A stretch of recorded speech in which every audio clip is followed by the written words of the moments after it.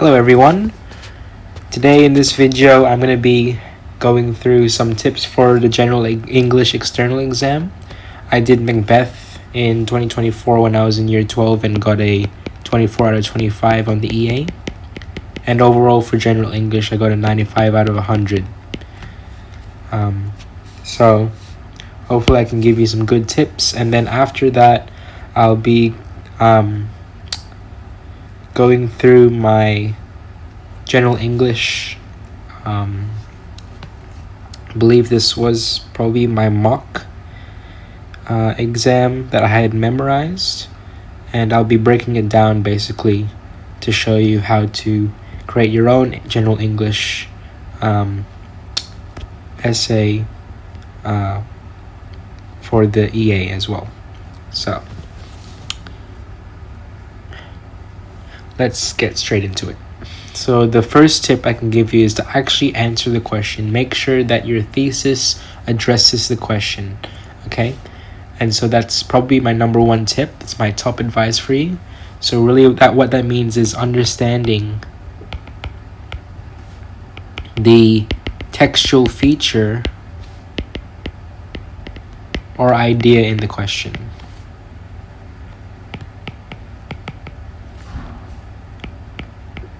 Okay? And you need to respond directly, right? So my strategy in year 12 was to memorize an essay, but I had to make sure that I responded and adapted that essay to really link to that question, okay? And then, again, as I said with your thesis, making your thesis really clear from the intro. So there should be a section in your introduction where you have your thesis. 1 or 2 sentences very clear. The reader can know what your thesis is. So I know a lot of students who don't get a really high grade in their externals. The reason for that is because they gave generic responses, and that won't get you an A. All right? That won't get you the full marks or really high marks on the higher end. Number 2 is using precise metalanguage. Now I'll just expand on what metalanguage really means. So part of the criteria requires you to mention how the author uses language, right? So the author uses language. That is something you have to avoid, right? So mark that in red. Don't write like that, very vaguely and using, vague and not unprecise language, right? So what you'd rather want to say is using words such as modality, okay? Such as the author uses strong modality, right? So that's being specific onto what language you're talking about. Figurative language. Okay, and you can even go further if you wanted to and not say figurative language and actually mention metaphorically.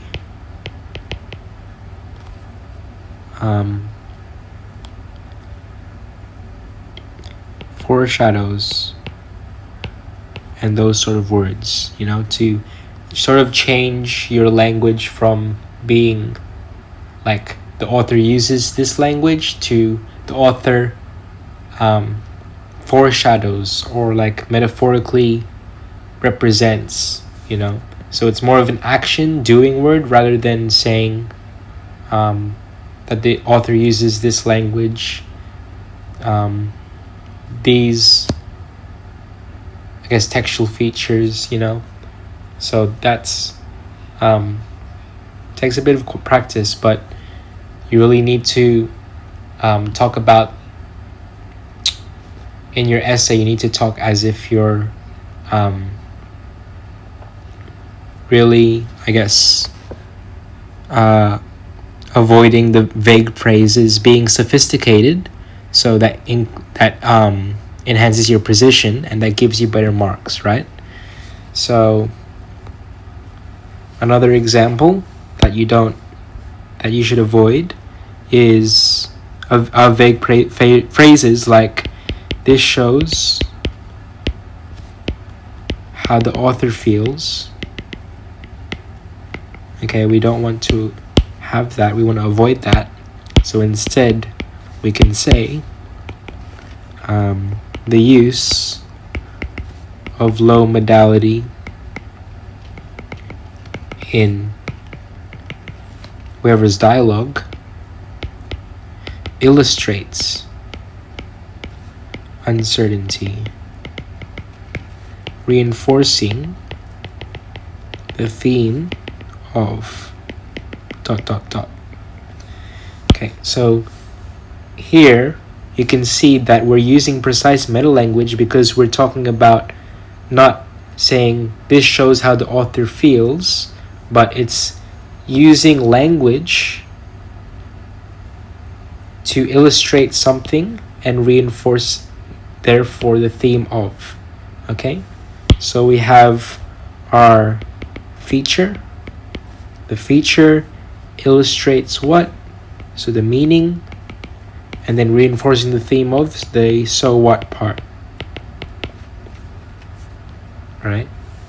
So those are our sort of three main parts of a sentence to be really sophisticated and give precise, really comprehensive analysis in our essays. Number 3 is to embed your quotes. Okay? Don't write the author says and then you put your quote. You want to try and avoid that. Okay? What you want to write instead is through the phrase, and then you'll have your quote there. The author emphasizes. Okay? So the QCAA markers will really praise you and give you higher marks if you fluidly integrate short and relevant quotes, right? So these quotes here should be really short. Okay, they shouldn't be too long. Okay, because it's not about the width or like the length of your quote. It's about how short your quote is. That means you can really expand and build upon that.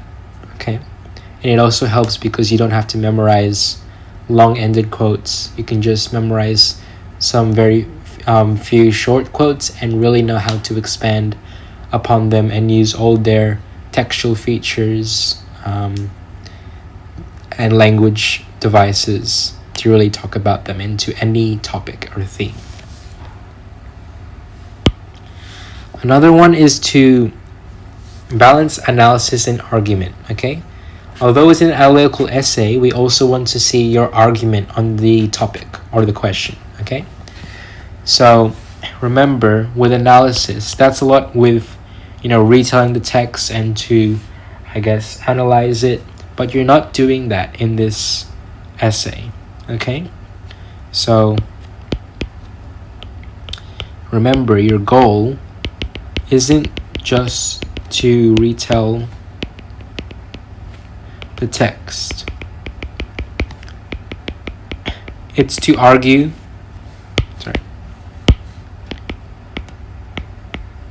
a point.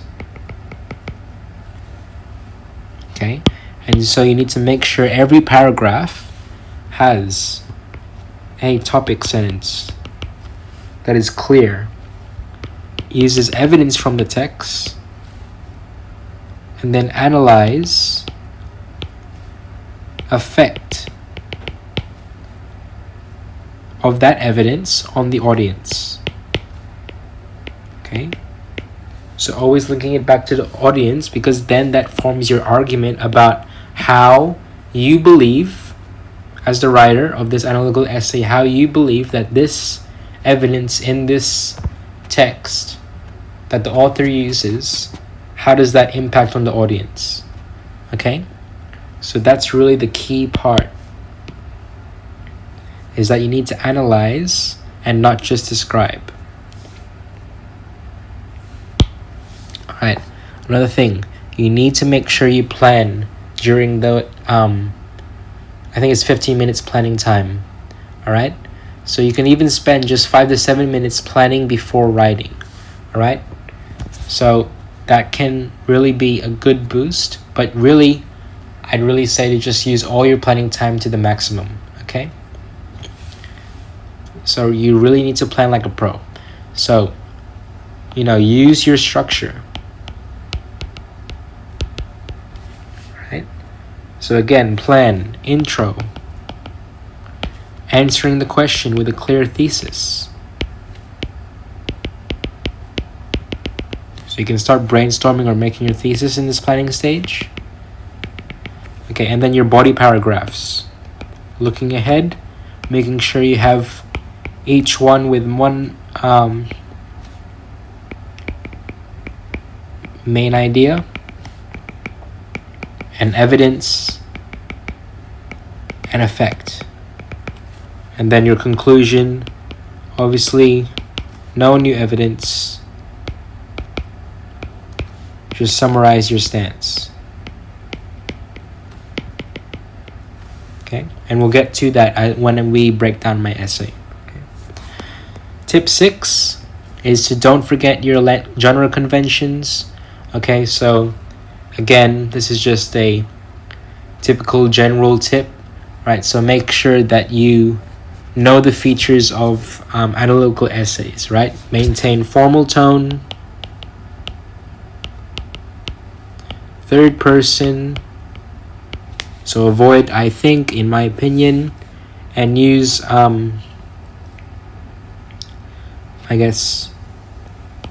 use an academic analytical writing style.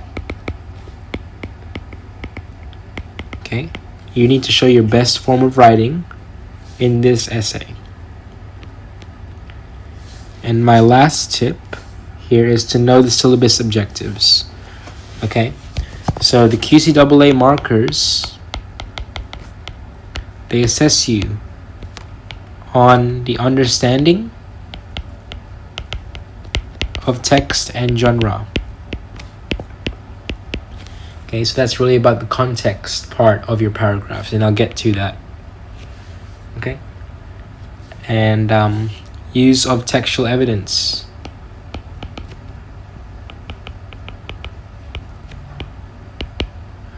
Okay, so your evidence, you need to link that to the textual features or language features that the author uses, such as metaphors, euphemisms, alliteration, that sort of things, allusions.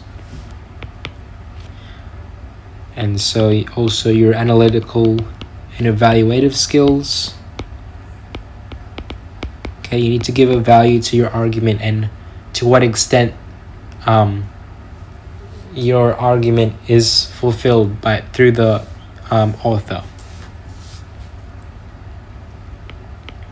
And then again, as I mentioned, just your control of grammar, punctuation, and a good variety of vocabulary. Okay, don't just repeat the same vocabulary, the same words. Use synonyms. Right, and so these are in the syllabus, and use the criteria to grade your response. Right. Now, for those of you who've watched till this point, I have a bonus tip for you. So bonus tip is to really practice with past papers. Okay, so once you really got a hold of what the general idea or task of this assessment task for the EA, then you can start by using past EA questions and try writing under examined and time conditions. Okay, so this is really important for managing time, applying structure, and avoiding waffle. Okay, because that links to managing time as well. It's really important. I know it seems a bit annoying to have to do 2 hours and 15 minutes writing time, but 15 minutes planning time. But if you get in that situation, you put yourself at the most vulnerable during practice, and so you can make the mistakes of, say, like spending too much time on planning or on one particular section or paragraph. You can make those mistakes now and learn from them and see your strengths and weaknesses now in the practice exams rather than on the external exam. And that's something I would definitely um, redo if I was in year 12 again. Okay.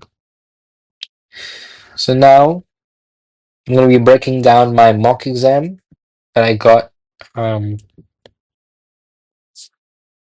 43 out of 45 score for. So pretty good. Not bad. And I'll basically be breaking down to show you what I think a really good external exam might be, and then you can evaluate whether you want to take some of this for your own. So I'll start off probably by showing you the structure. So overall structure, I had an introduction, 3 body paragraphs, and a conclusion. But within those paragraphs, I'll show you the structure that I had. So in introduction, I was taught CTAP. So what does that stand for? It basically means a context statement, where we basically just give a quick, concise run through of the context behind the story, and it has to link to the question in a way. Okay, so I really made this 2 sentences. So if, as you can say, I have the time this was set, early 17th century, who the author is, so time, author, what the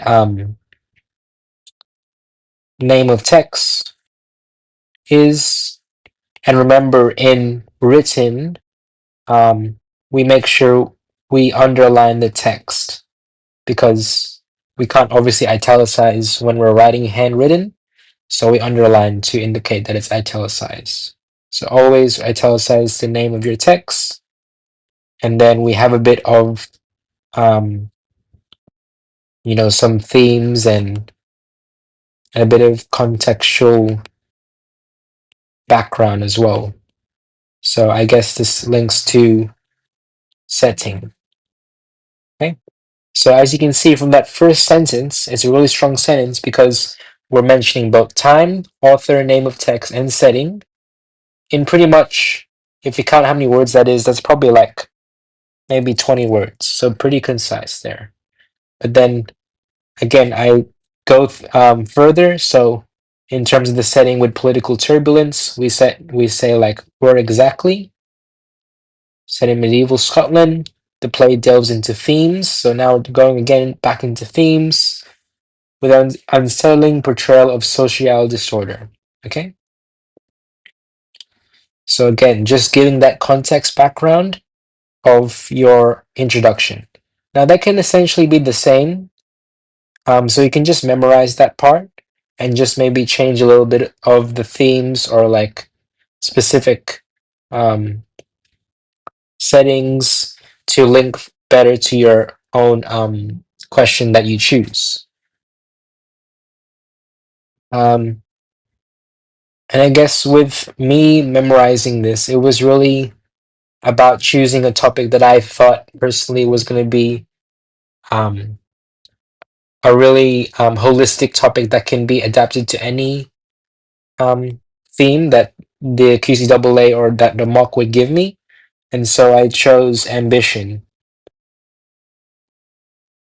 because I believe it's a really big part of Macbeth and it can be adapted into anything. And so that's how I've sort of linked it to my thesis that I memorized.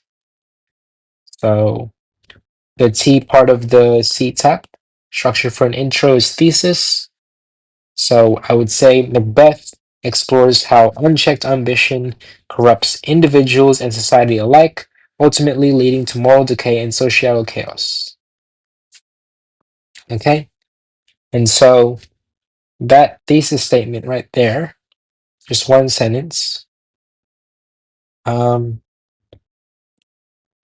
really just talks about the text, what it explores, and how we're basically relating two things and what their effect is, right? So we have the theme, unchecked ambition, and what that effect that has within individuals and society, and linking that to the real world as well, ultimately leading to moral decay and social chaos, right? So it's taking what's in the book and basically saying the overall picture or the message that's being portrayed by Shakespeare. Okay, and then the next part in the structure is arguments.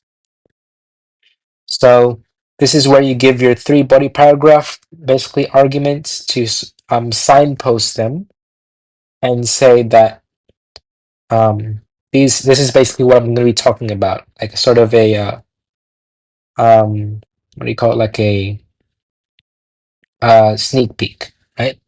So that's where my arguments are. So you can sort of see that my first body paragraph is sort of I've signposted it in two sentences. So Macbeth's ambition leads him to commit regicide, disrupting the great shade of meaning, causing his moral collapse and eventual death. His actions highlight the disorder that results from ambition taking over morality. Okay? So that's all about Macbeth in my first paragraph. Second paragraph is Lady Macbeth now, right? Expressed through manipulation and the rejection of gender norms, further exemplifies the destructive impact of societal disorder, order, right? And then the third paragraph is clearly about the witches. So be talking about the witches, their prophecies, which ignite Macbeth's ambition, but his attempts to fulfill them only bring only chaos and disorder, right? And the last part of the introduction is the purpose, or maybe author's intent, put more directly. So this is basically saying, what does Shakespeare highlight, or what's the purpose of Shakespeare writing Macbeth? Um, it's about Shakespeare highlighting the destructive consequences of personal desires overriding moral and social boundaries. So I just gave my own single statement on what Shakespeare was doing, why he wrote Macbeth, what was his purpose. Okay, and then moving on to the body paragraphs. The structure for this is CTs. And so what does that mean? Basically, the C again is like your context to again, get those marks in the understanding of text and genre. And just give a bit of background information on that paragraph in terms of the text. And then T will be your topic, all right, or that relates to your thesis. E will be your evidence.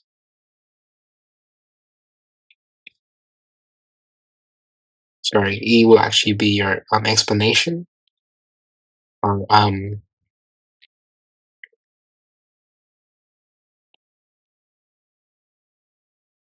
elaboration, I guess. So you have your topic sentence, and then you're going to elaborate more and give more detail around that. Give a comprehensive explanation of what you're talking about in that paragraph.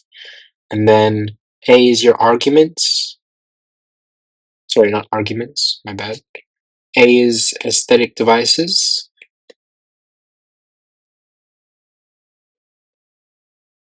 And evidence, right? So remember, whenever we mention evidence, we mention the aesthetic devices using that precise metalanguage, such as, allusions or metaphors, those sort of things, right? And then S is our so what. So this is linking back to the thesis and how everything we've mentioned about the evidence relates back to the thesis and the real world. And then E is our evaluation. where we give our argument and we give our opinion as well, in a way, to evaluate what extent these evidence supports our thesis, right? So what I do first is give a context onto the scene. So it's like you're introducing the scene. And so I do that in the first sentence. So Macbeth's ambition for power drives him to murder King Duncan. That's the main thing that happens in the plot, and initiates a series of events that unravel both his morality and social disorder. Okay? And then we have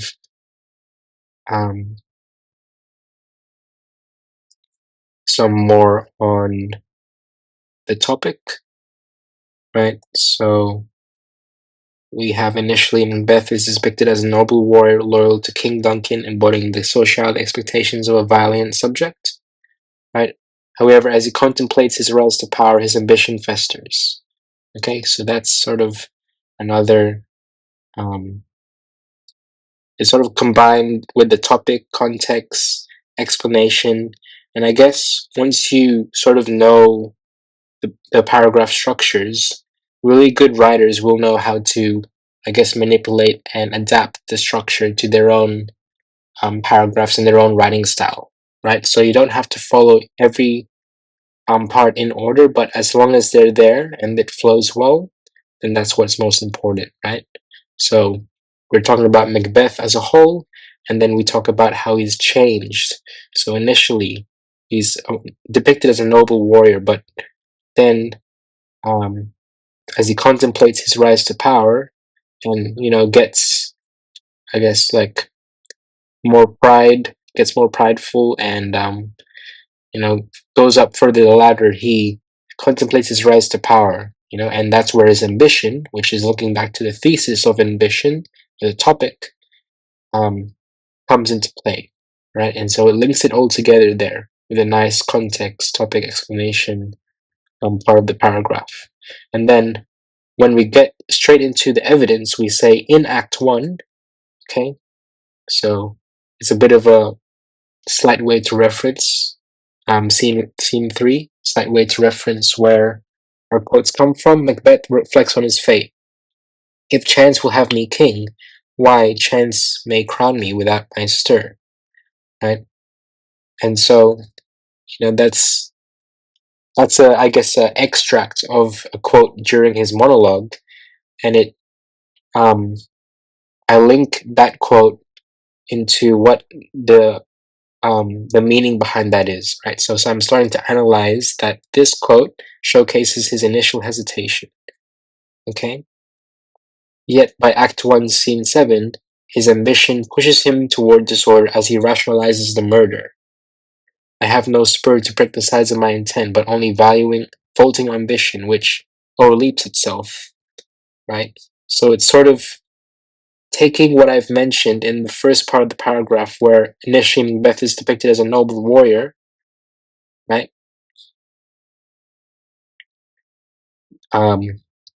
Where he's, I guess, initially hesitated to overtake the throne and become king. He's just letting chance be it, with the great chain of being and all that. But yet, by Act 1, Scene 7, his ambition pushes him towards disorder. So now he's changed, right? So that's linking to this part of my analysis and explanation. That, however, as he contemplates his rise to power, his ambition festers. So this is showing now the evidence of that. I'm going further by mentioning the aesthetic devices, about the metaphor of specific part of the quote. Vaulting ambition underscores the perilous, overreaching nature of his desires, highlighting how personal ambition begins to threaten social disorder. And so, continuing on, you can see that in the next sentence, it goes even further and talks about more analytical features, such as Shakespeare's use of asides and soliloquies exposes Macbeth's internal conflict, illustrating his moral deterioration and its parallels to societal disorder. So now we're talking about really the meaning behind why Shakespeare uses the aesthetic devices and what effect that has on the audience, and what effect that has in exposing the characters' intentions, values, attitudes, beliefs, and those sort of things. Okay, and now it's talking about our so what section, where we basically say like, what, so what, like, what's the point of knowing all this, and how does it link back to our thesis? So again, we have ambition in our sentence here for our so what section. As Macbeth succumbs to his ambition, he spirals into paranoia, further destabilizing the social order and ultimately leading to his demise. Okay? So that's essentially saying that as Macbeth has been, I guess, overwhelmingly been distorted by his own ambition, he, he spirals into paranoia and to, I guess, just, not really in an unstable state. And that links to the societal disorder occurring, and also ultimately leading to his own personal demise and downfall, right? And then the last sentence here is about the evaluation. So just summarizing your statement and linking it back to the thesis. So Shakespeare uses Macbeth's tragic arc as a cautionary tale of the dangers posed when personal ambition, again that word ambition, disrupts ethical considerations and social harmony. Okay, so that there is my first paragraph, and you can try and do the same for my second and third paragraph, so I'll just leave you to do that yourself as a challenge for you. And then the last part with the conclusion, the structure here is TAF. Okay, and TAF stands for, the first point is the thesis. Again, restating that, but not exactly restating, but just saying it again in a different wording. So ultimately, Shakespeare's Macbeth offers a profound examination of unchecked ambition and its disastrous effects on individuals and society. Okay? Clearly, I've mentioned, the text that we're looking at, the theme, and what its effects has. So the so what section, all right? A is again talking about my arguments, so I have to summarize that. Each sentence. So through Macbeth's moral decay, Lady Macbeth's subversion of gender norms, and the witches' manipulation. So those are my three body paragraphs put into that one sentence. I talk about how Shakespeare illustrates how ambition breeds disorder. Okay, so I'm making that strong link that over ambition will lead to disorder in society. That's really my thesis that I've linked back up here, right? So Macbeth explores how unchecked ambition corrupts individuals and society alike, ultimately leading to moral decay and social chaos. So again, I'm talking about moral decay breeds disorder, social disorder, and stuff like that. All right, and then the last part is really about a final word.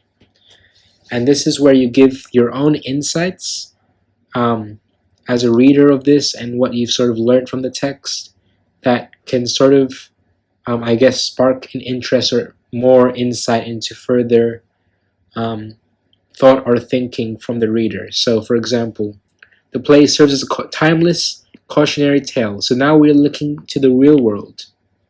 Okay? Good way to have an ending, good closing statement is to link to the real world.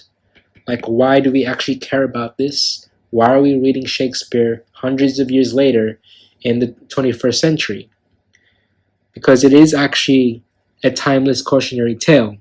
It reminds audience of the dangers of prioritizing personal desires over social harmony. Okay, so it reminds audiences, which is a sneaky way of saying really us without using first person. It reminds us of the dangers of prioritizing personal desires over societal harmony, right? So there's danger in that. It goes on to say that the chaos that ambition creates within individuals mirrors the chaos it sows in society, warning against the destructive power of ambition without moral restraint. Okay, so ambition basically, what Shakespeare is trying to say, based on my own interpretation, my own evaluation, my own argument as a reader, is that Shakespeare wanted to create the play Macbeth to show all the readers and the audiences that if you don't check, or I guess reflect on your own ambition and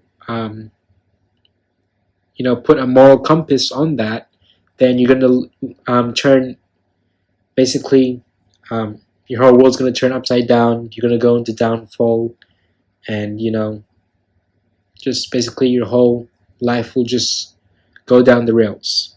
Okay, so that's what I have there. And if you have any questions, please let me know in the comments or text me on my Instagram, Louis Galman. I do have the link in the description to the OneNote page, which has all my